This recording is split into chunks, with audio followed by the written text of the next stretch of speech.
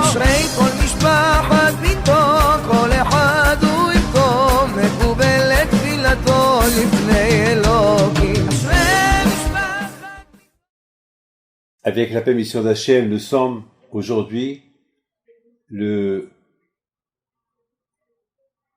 5e jour, le 5e invité de la semaine. Le premier, c'est Abraham, Yitzhak, Yaakov, Moshe, Aaron. Aujourd'hui, c'est Aaron à Cohen, alav shalom. Et aujourd'hui, j'ai eu un peu des questions à propos de ce que nos sages y disent.